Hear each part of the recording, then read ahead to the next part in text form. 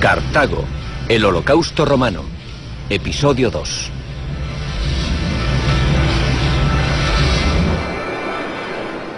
Están viendo la Hiroshima del mundo clásico.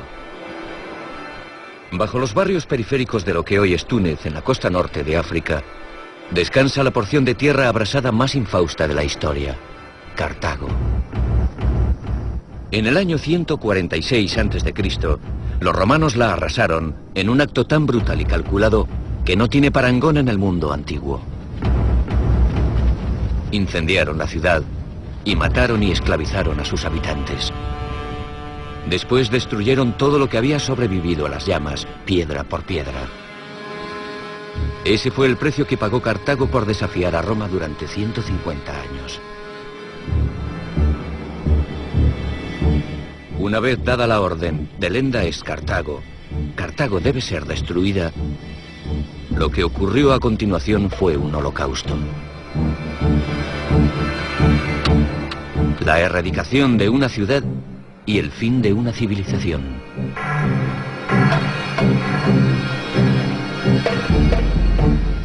A Cartago no solo se la destruyó, sino que se la aniquiló. Fue una ciudad que dejó de existir. Es un milagro que todavía quede algo de ella.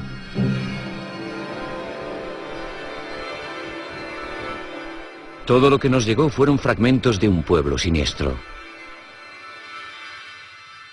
Quiero investigar la verdadera vida de Cartago. Según dijeron los romanos, era un mundo muy oscuro de peculiaridades orientales y bárbaros sacrificios. Extranjeros de un continente lejano con extrañas creencias y prácticas perversas. Pero ¿cuánto hay de verdad en lo que sabemos de Cartago? ¿Y qué parte de ello no es más que malévola propaganda romana? Quiero apartar las capas de leyenda y descubrir la verdad acerca de los cartagineses. Y más importante aún, ¿por qué Roma fue capaz de dominar el mundo mientras Cartago quedó relegada al olvido?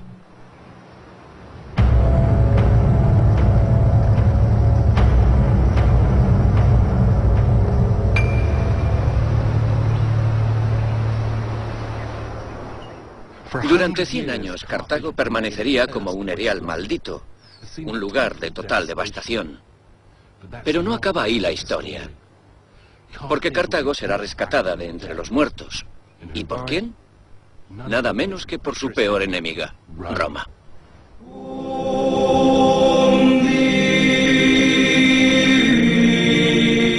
Su resurrección no fue un acto de desagravio, sino una jugada maestra en la construcción de un imperio, que supuso la muerte de una superpotencia y el nacimiento de otra. Con su muerte, Cartago le enseñó a Roma los secretos del imperio. Sin Cartago, Roma nunca se habría convertido en la potencia mundial que fue.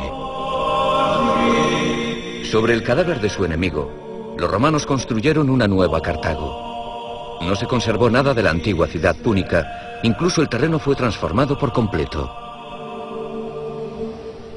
Igual que muchas ciudades antiguas, Cartago se construyó alrededor de una colina llamada Byrsa. Esta les ofrecía una maravillosa vista defensiva. Podían ver el mar y también divisar el interior de África.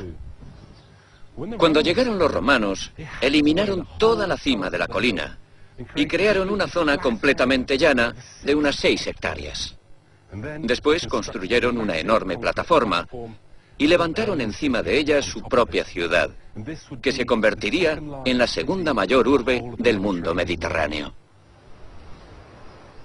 Los romanos eliminaron simbólicamente todo posible vestigio de la vieja Cartago.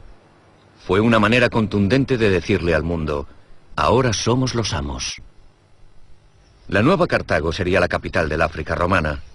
Su nombre lo dice todo: la colonia de la concordia. Esta ciudad debía ser una muestra pública de paz. Roma dirigía el mundo, pero con espíritu conciliador, si uno era lo bastante crédulo para tragárselo. Después de eliminar la cima de la colina, los cientos de miles de toneladas de tierra y escombros se arrojaron colina abajo, enterrando estas casas púnicas situadas al pie. Qué ironía que este símbolo de reconciliación entre Cartago y Roma contribuyese a borrar más aún el pasado púnico. Así era la reconciliación al estilo romano. La victoria sobre Cartago contribuyó a allanar el camino para el gran salto adelante de Roma. Roma había sido una república durante casi 500 años, pero en el 31 a.C. todo el poder descansaba en manos de un hombre, que no era senador ni general, sino emperador, Augusto. Él creó una nueva Roma para ser capital de su nuevo mundo. Estaba decidido a construir una capital digna de un emperador. Se decía que había encontrado a Roma hecha de piedra y la dejó de mármol, y parte de su legado todavía existe hoy. El Panteón, construido por quien era su mano derecha, Marco Agripa, como templo para todas las deidades de Roma, rezuma una grandiosidad vigorosa y elegante. Era un edificio acorde con una ciudad que estaba asumiendo el gobierno del mundo.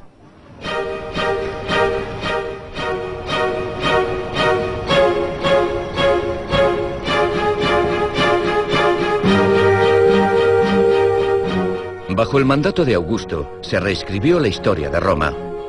Le encargó a Virgilio, el mejor poeta romano, que crease una leyenda espectacular que glorificase a Roma, y surgió la Eneida.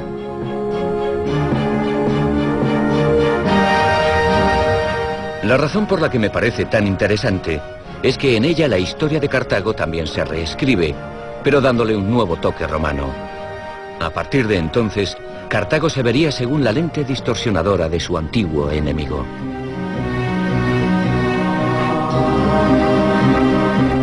El argumento del poema es una historia de amor trágica. La narración cuenta las aventuras épicas de un príncipe troyano llamado Eneas, que embarcó guiado por los dioses para fundar el pueblo romano. Eneas naufraga frente a la costa norte de África.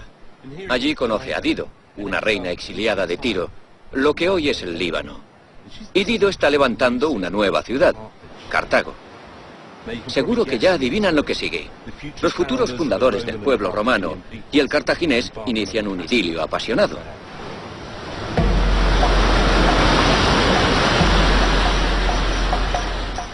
Pero Eneas abandona a su desesperada amante y se marcha a Italia a cumplir con su destino. A Dido no le queda más que un espantoso suicidio y un juramento muy dramático. Después de clavarse la espada de su amante y arrojarse a la pira funeraria, sus últimas palabras a su pueblo resuenan a través del océano. Que el odio cerque a su progenie y a todos los que le sigan. Que no haya amor ni entendimiento entre nuestros pueblos. Que esa sea tu ofrenda a mis cenizas.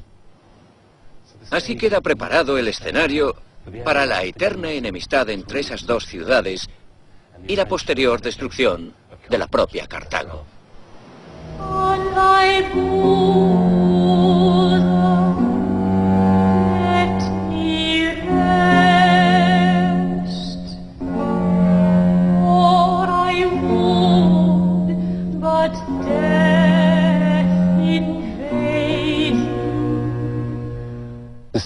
La rivalidad secular entre esas dos ciudades provendría nada más que del amargo legado de una amante desdeñada. Fue una invención mitológico-política a gran escala. Y menuda invención. Tras 150 años de cruel guerra, ¿a qué se vio reducida Cartago? ¿Nada más que a una mujer desdeñada llorando por su amante romano? Me parece que la cosa no es tan sencilla. En ese poema épico está la semilla de una de las campañas de desprestigio más concienzudas de la historia. Ha continuado hasta el día de hoy.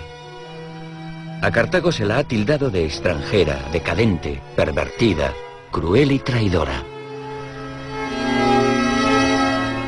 Una imagen deshonrosa que ha pasado de generación en generación. La imagen que los romanos querían que creyésemos. Roma era el estado más poderoso del mundo. No solo ganaba guerras, sino que también sabía conquistar corazones y conciencias. Fueron los romanos quienes perfeccionaron las tácticas arteras del vilipendio y la propaganda. Nadie lo hizo mejor.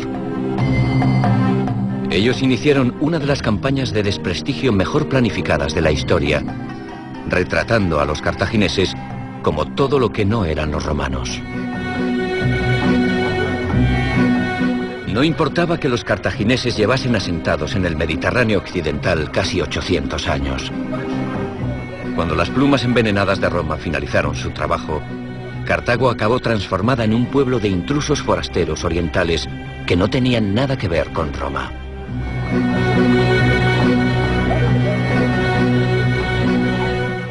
Tomemos como ejemplo su idioma, el púnico. En teatros como este, existentes en todo el imperio, los romanos representaban obras que siempre ridiculizaban a los cartagineses. En una de ellas hay una escena repleta de lo que parece diálogo en púnico. ¿Y qué descubrimos? Que los cartagineses hablaban una jerigonza que ningún romano o griego que se preciara podría entender.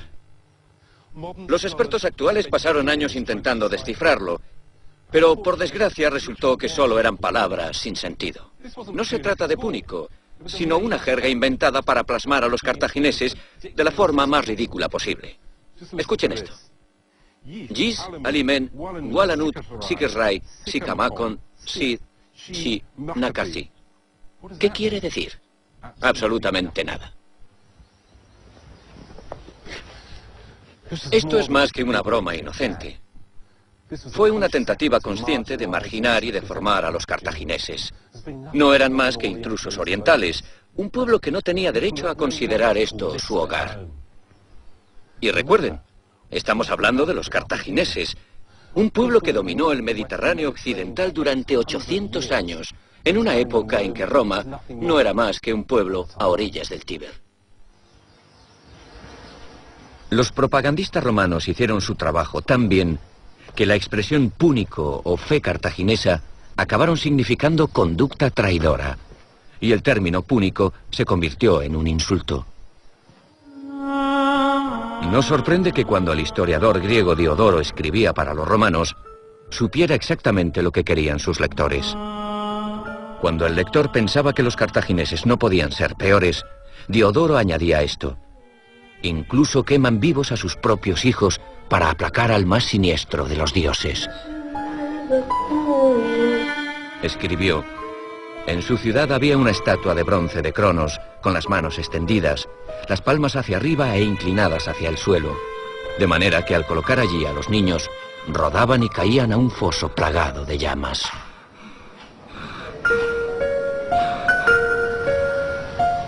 Las injurias de los romanos, como muchas de sus construcciones, han pervivido durante milenios. La historia de terror de Diodoro marcó la pauta para cientos de años de futuros visitantes,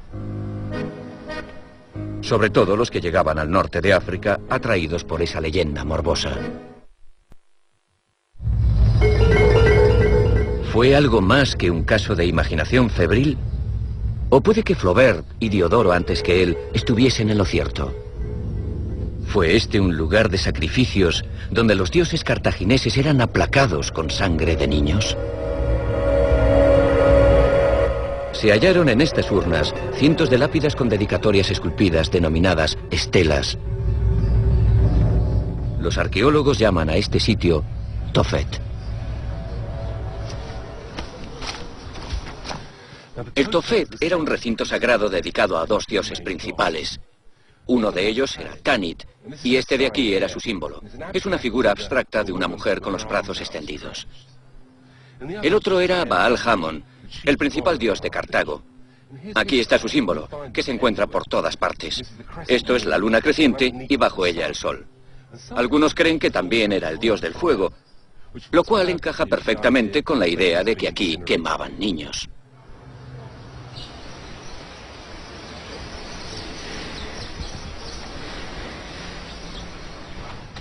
La investigación científica ha demostrado que muchas de las urnas que contenían restos humanos databan del siglo IV. ¿Qué pudo ocurrir entonces que provocase un holocausto infantil? La invasión del ejército greco-siciliano y un intento de golpe de estado de uno de los generales de Cartago Habían sumido a la ciudad en el caos. Y presas del pánico, según cuenta Diodoro, quemaron vivos a 500 niños de familias aristocráticas para apaciguar a los dioses cartagineses sedientos de sangre. Algunos de los grabados de estas estelas también insinúan que aquí ocurría algo siniestro. Esto es un sacerdote. Tiene la mano derecha levantada en súplica y en la mano izquierda tiene a un bebé. ¿Estaba ofreciéndolo como víctima de un sacrificio?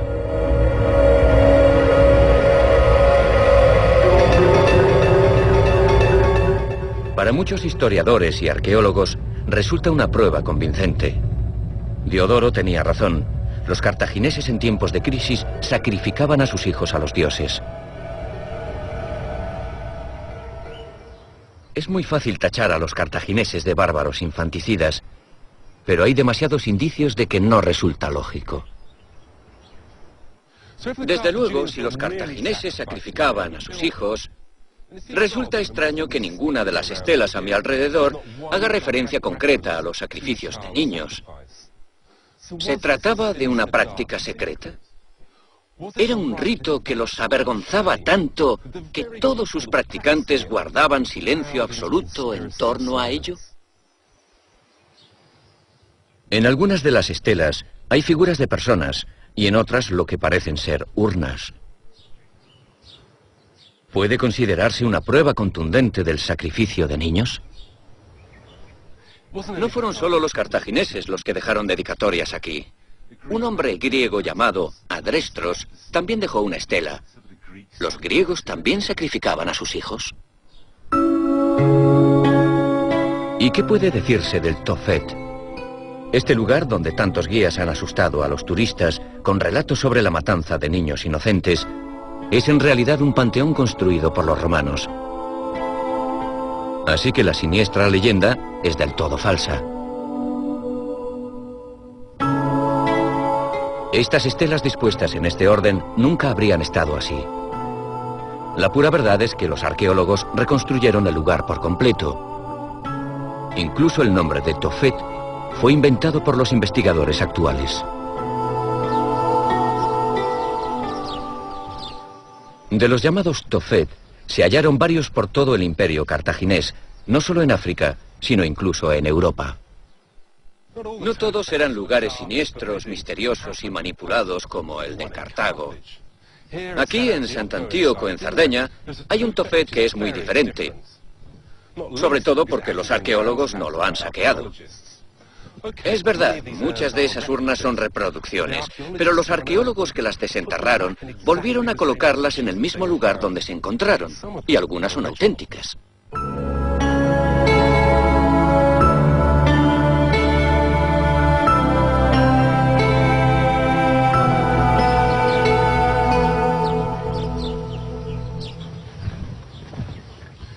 La guía dice que era aquí donde se colocaba a los niños para el sacrificio. Y que su joven e inocente sangre fluía por este canal hasta el depósito de abajo. ¿Existen pruebas? Ni una siquiera. Aunque aquí hay algo que provoca inquietud. El Mistral, un viento procedente del noroeste, se alía aquí con estas rocas para crear una especie de fuelle natural. El fenómeno podía producir un fuego muy intenso. Y en efecto, aquí abajo los arqueólogos encontraron un montón de ceniza, llena de huesos infantiles, y un botón diminuto de una prenda infantil. También contenían restos de hierbas, tales como romero y lavanda, capaces de disfrazar cualquier olor acre, como el de la carne quemada. Los que siguen creyendo en la historia antigua, que los cartagineses asesinaban a sus propios hijos, toman esto como prueba de que es cierto, pero yo no me lo creo. Hay una explicación mucho más sencilla y convincente para lo que se encontró en los Tophet cartagineses. Una de las pruebas clave está aquí, en el Museo de Palermo, en Sicilia. Este sencillo ataúd de piedra, que contiene el cuerpo de una niña, es una auténtica rareza. Porque los arqueólogos han encontrado muy pocos enterramientos infantiles del período cartaginés. Y ese dato no concuerda, porque sabemos que el índice de mortandad infantil era muy elevado en la antigüedad. 4 de cada 10 niños no llegaban a cumplir 2 años. Así que, ¿dónde están los niños? ¿Dónde están enterrados? Existe un lugar donde sabemos que hay muchos cadáveres de niños, en el Tophet. Creo que al morir a aquellos niños los incineraban y después los colocaban dentro de ese recinto. En otras palabras, los Tophet eran cementerios infantiles, no lugares de sacrificios.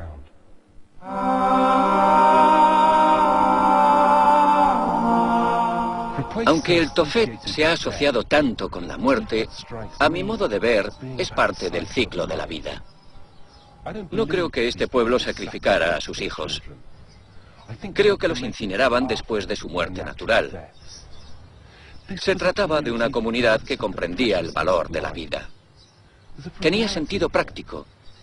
Los niños que habían muerto se devolvían al lugar del que procedían, con la esperanza de que brotase una nueva vida, más fuerte y con mayor capacidad de supervivencia.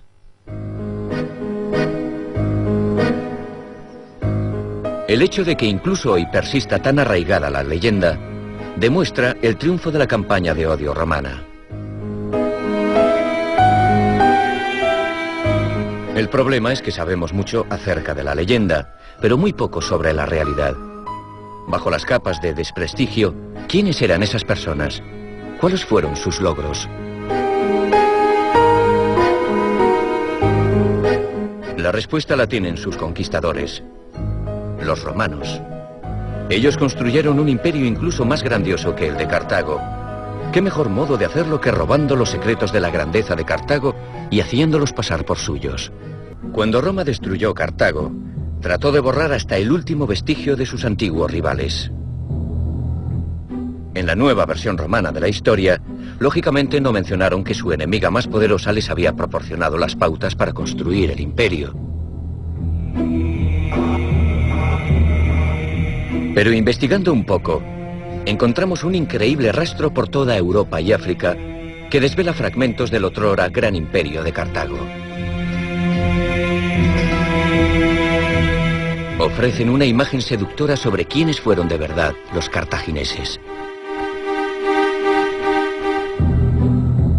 Colonizaron un territorio muy extenso. Fueron la superpotencia indiscutible del Mediterráneo occidental.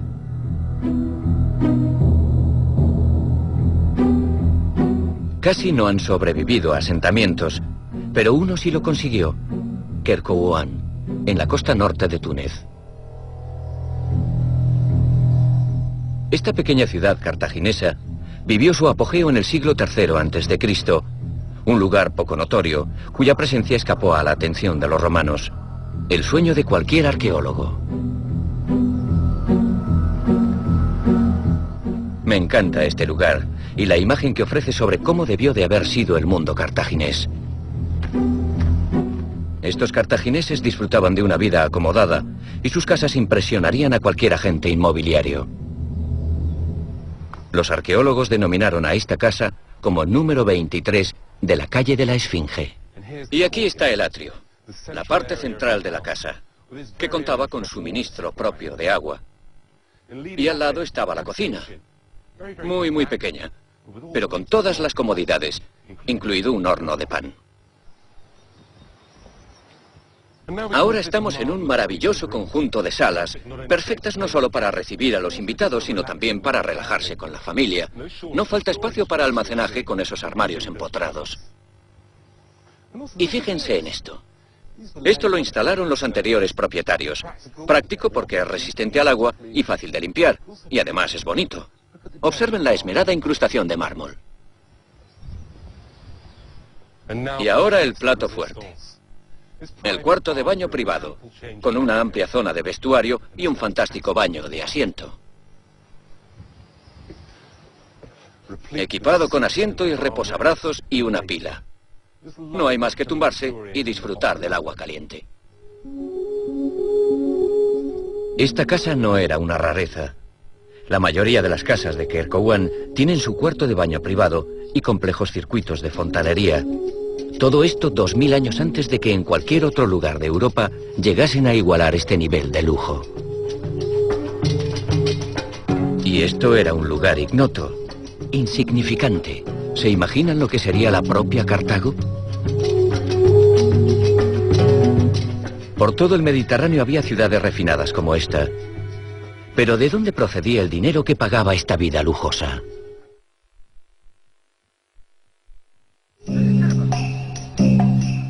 La respuesta está en el suelo. Es fácil percibir el esplendor de una civilización al ver esculturas de talla elaborada, joyas relucientes y oro espléndidamente bruñido. Pero los campos del norte de África eran los verdaderos tesoros de Cartago. Las humildes aceitunas, el combustible del mundo antiguo. No solo eran una estupenda fuente de nutrición, sino que su aceite llenaba las lámparas de millones de hogares. Los cartagineses plantaron miles y miles de olivares por todo el norte de África.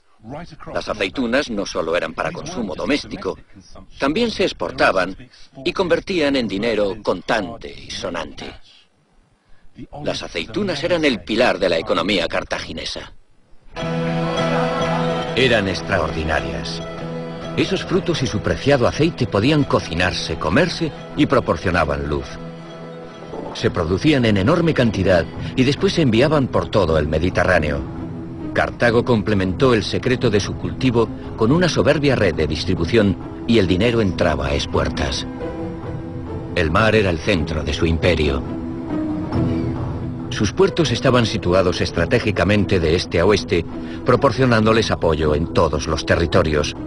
Fueron el primer pueblo que captó las enormes posibilidades de un Mediterráneo unido. Durante siglos, la flota cartaginesa tuvo controlado el Mediterráneo occidental. Incluso cuando había un mercado cerrado a su mercancía, encontraban un modo de entrar. El mercado del vino estaba dominado por los griegos, que lo controlaban con firmeza. Así que lo que hicieron los cartagineses fue recurrir a la mercadotecnia. Aquí vemos dos fragmentos de vasijas cartaginesas que en un tiempo contuvieron vino. En ellos se lee Miton y Aris, típicos nombres cartagineses, pero es curioso que estén escritos en caracteres griegos y al estilo griego. Esto confundió a los arqueólogos, hasta que comprendieron cuál era el motivo. Los cartagineses sustituyeron los reveladores caracteres púnicos por los griegos. ¿Por qué motivo lo hacían? Porque el vino griego estaba considerado el Burdeos del mundo antiguo. Era un producto de calidad conocida.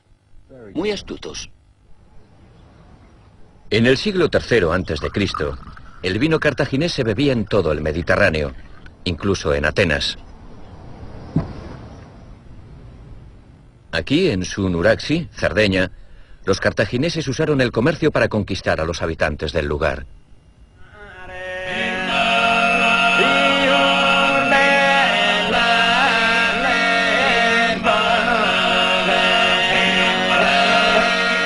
Desde el 1800 a.C., la isla había estado dominada por unos pobladores misteriosos denominados nuragas.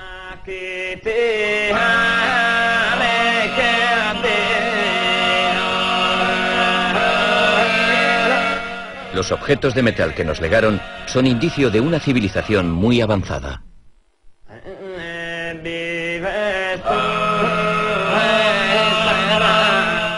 Pero cuando los cartagineses llegaron en el siglo VI a.C., el modo de vida de los nuragas cambiaría por completo. El imperialismo cartaginés en Cerdeña jamás llegó a manifestarse con incendios y matanzas. Por el contrario, lo que encontramos es presencia de productos cartagineses, campanas, monedas y vasijas finamente decoradas, y al mismo tiempo van desapareciendo los objetos de origen nuraga. Se trató de una conquista mediante el comercio. Pero hasta el imperio comercial más benevolente descubre que a veces hay que prescindir de la sutileza. El monte Sirai, en el centro de Cerdeña, era una ubicación estratégica que controlaba la riqueza de la región, las minas, el cultivo, el mar y el comercio. El enclave perfecto para dominar el territorio.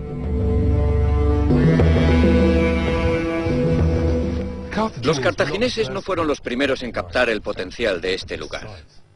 Los nuragas y los fenicios habían llegado aquí primero. Pero el monte Sirai era un lugar por el que valía la pena luchar. Y eso fue justo lo que hicieron los cartagineses. Cuando los arqueólogos llegaron aquí para excavar, encontraron grandes franjas de ceniza, restos de la ciudad fenicia destruida. ¿Los culpables más probables? Los cartagineses.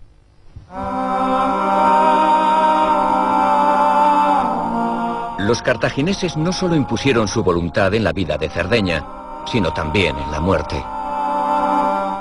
Otra aportación suya al paisaje sardo fueron estas impresionantes tumbas subterráneas. Los fenicios, que los habían precedido, incineraban a sus muertos. Los cartagineses preferían enterrar a los suyos. Los huesos se colocaban en estos nichos. A cada nuevo enterramiento, los huesos anteriores se tiraban al suelo.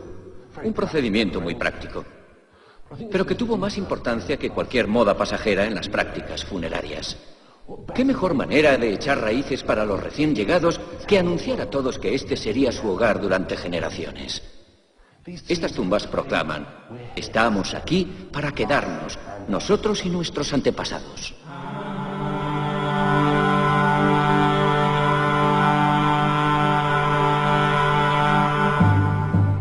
Habían establecido los pilares de su cultura y dejaron esto, su sello más identificativo, el símbolo de Tanit. Creo que esto es un signo de espiritualidad. Aplicaban la religión a todos los aspectos de su vida.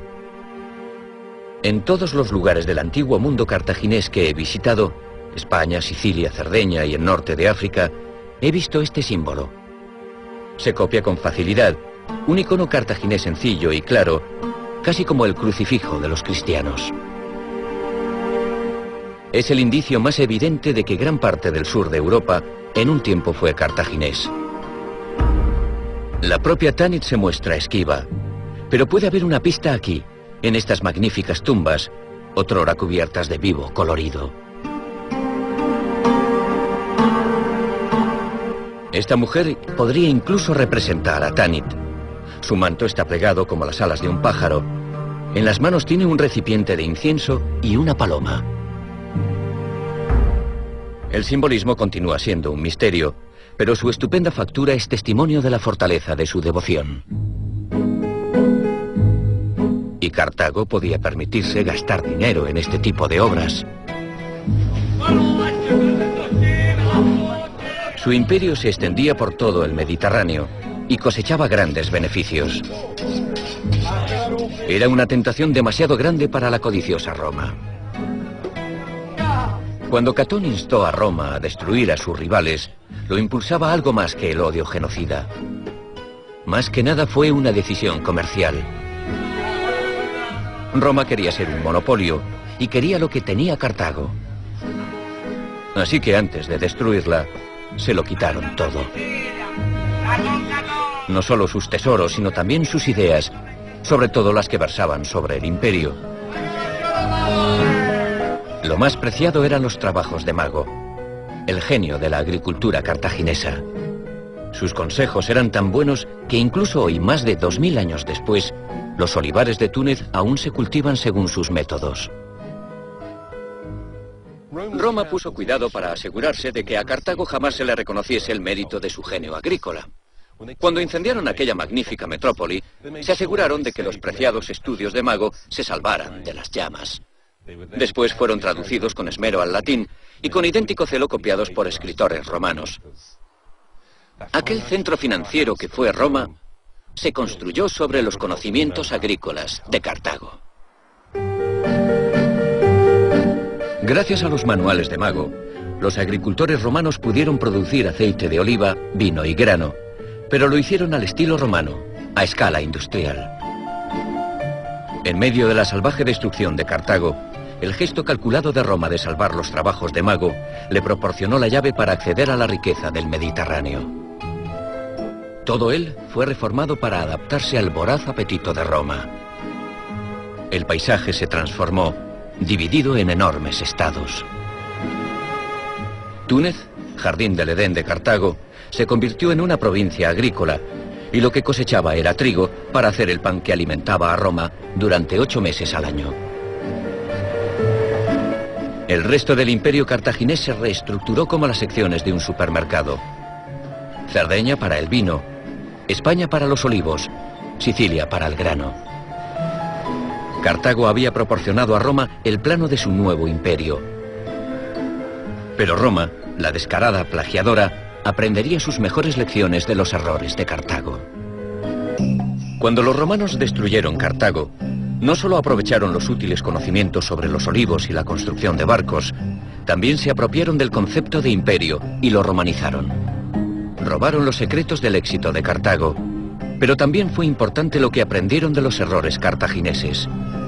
Durante los siguientes 600 años, su imperio no solo rivalizó con el de Cartago, sino que lo superó. Los fallos de Cartago serían el último y más importante regalo para sus conquistadores romanos. Estos aprendieron el arte de hacer que la gente se sintiese romana, aun cuando estuviese en los lugares más remotos del imperio. Era un imperio forjado con violencia y sostenido por sutiles fuerzas, por vínculos de unión. En las ciudades cartaginesas, esos vínculos no resultan evidentes. Estamos en una calle muy típica de Kerkouwan, amplia y flanqueada por filas y filas de casas adosadas. Pero lo que realmente me sorprende de este lugar es la falta de espacios públicos. Sí, ahí tenemos una gran plaza pública, donde la gente podía encontrarse y relacionarse, pero eso es todo. ¿Es solo porque Kerkouwan era un lugar pequeño e insignificante? Bueno, los arqueólogos que trabajan en Cartago tampoco han encontrado espacios públicos. Es extraño que de una civilización tan magnífica no haya sobrevivido ningún gran monumento. Nada que diga, esto es Cartago. No solo los palacios majestuosos y los templos relucientes nos hablan de los pueblos, sino también lo prosaico y rutinario, la vida cotidiana. Por ejemplo, su modo de asearse. Lo que está claro es que los cartagineses hacían cosas en privado que los romanos hacían en grupo. A 100 kilómetros al sur de Cartago, en el centro del norte de África, está la espectacular ciudad romana de Duga. Es romana hasta la médula, idéntica a otras miles más construidas desde Carlisle a Mesopotamia. Duga alcanzó su apogeo en el siglo II después de Cristo. Las lecciones aprendidas por los romanos saltan bien a la vista. En el centro, 3 de las grandes instituciones de la vida romana: el templo, el teatro y los baños.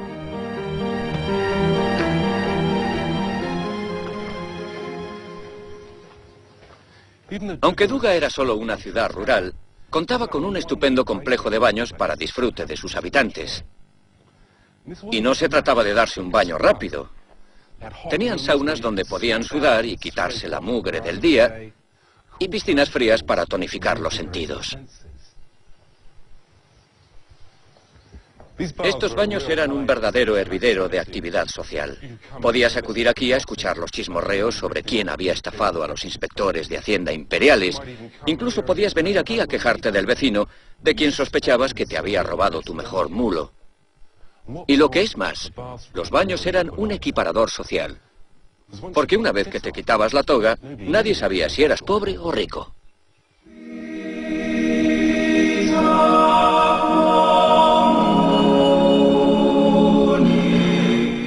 Llegabas a la casa de baños siendo galo o asirio, pero entrabas al agua como romano.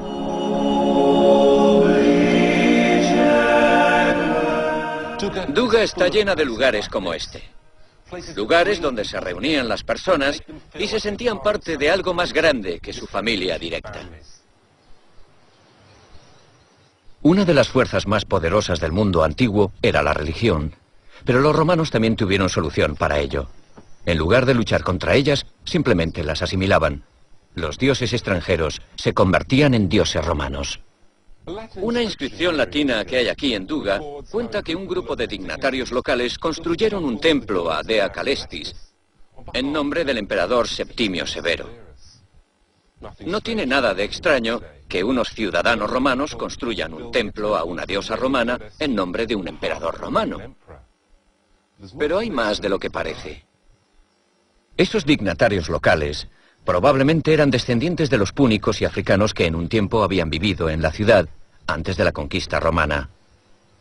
Dea Calestis era el nombre romano de Tanit, una de las deidades más importantes de los cartagineses, y Septimio Severo no había nacido en Roma, sino en el norte de África. Así que tenemos a unas personas africanas que adoran a una diosa africana y dedican su templo a un emperador africano. Y todo en nombre de Roma. Los cartagineses nunca lograron inspirar ese sentimiento de pertenencia. Aquí en Motia, Sicilia, pagaron el precio de sus fallos. Jamás lograron ganarse el corazón de sus aliados. Ni siquiera podían confiar en la lealtad de los fenicios, el pueblo que descendía de la misma estirpe y era tan similar al cartaginés que se consideraban primos suyos. Incluso pidieron ayuda a Cartago para que los ayudase a defenderse de los ataques griegos. El ejército cartaginés acabó derrotado por los griegos. Pero después quedó claro que los fenicios, sus supuestos aliados, los habían traicionado. Los arqueólogos que trabajan en Motia han podido confirmar que la derrota cartaginesa no fue solo resultado de la supremacía militar griega. Mientras los cartagineses luchaban sudando lo indecible en las calurosas llanuras sicilianas, sus aliados de estas colonias fenicias estaban ocupados obteniendo grandes beneficios comerciando con el enemigo de Cartago, los griegos. Y lo peor de todo fue que el volumen comercial se incrementó considerablemente durante ese conflicto. Asimismo, los arqueólogos que han excavado algunas de aquellas ciudades griegas han descubierto que los fenicios también comerciaban con armas. ¿Quién necesitaba enemigos teniendo amigos así? Y la cruel realidad era que para muchas de las ciudades fenicias de Sicilia, los cartagineses no eran más que un puñado de extranjeros que interferían en sus asuntos. Después de todo, el negocio era el negocio. Era mucho mejor mantener relaciones comerciales amistosas con las ciudades griegas, algunas de ellas a solo 32 kilómetros de distancia, que preocuparse demasiado por Cartago, a 370 kilómetros por mar. Los aliados de Cartago eran amigos de conveniencia. Su imperio se basaba en el comercio y contentaban a sus habitantes con la gran afluencia de ingresos. Pero en los tiempos difíciles los cartagineses se encontraron muy solos. Incluso en la batalla final de Zama, donde Aníbal luchaba contra las tropas invasoras romanas para salvar a la propia Cartago, ¿qué soldados componían su ejército? Mercenarios. Personas cuya lealtad duraba lo que duraban sus salarios.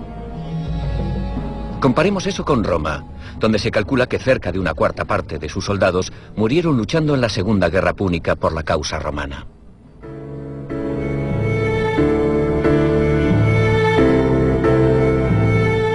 ¿Pero qué fue de los muchos cartagineses que las legiones romanas no asesinaron? ¿Qué hizo Roma con ellos? Muy sencillo. Los convirtió en romanos. No los mates, simplemente asimílalos. El resultado final es el mismo. Cartago desaparece. Esto es un monumento funerario siciliano del período romano. El hombre viste toga y corona de laurel en una fiesta vespertina. Está pasando un rato agradable con buena comida y bebida, mujeres y música. En todos los aspectos, una típica escena romana, o eso podría pensarse. Pero si nos fijamos mejor en algunos elementos decorativos, podemos ver un símbolo muy familiar. El símbolo de Tanit. Incluso aquellos que habían sido enemigos acérrimos de Roma, se habían convertido en romanos. En el mundo occidental moderno, nos deshacemos en elogios hacia el legado de griegos y romanos. En contraste, Los cartagineses han quedado retratados como mentirosos y cobardes infanticidas, y con todos los defectos que los romanos no tenían. Tanto miedo inspiraban a los romanos que pagaron un precio elevadísimo: la destrucción total de su ciudad y de su pueblo. El salvaje acto de vandalismo de los romanos aseguró que sus auténticos logros quedasen borrados, no solo físicamente, sino también de la historia. Todo lo que tenemos es una versión de la historia que los romanos quisieron que creyésemos.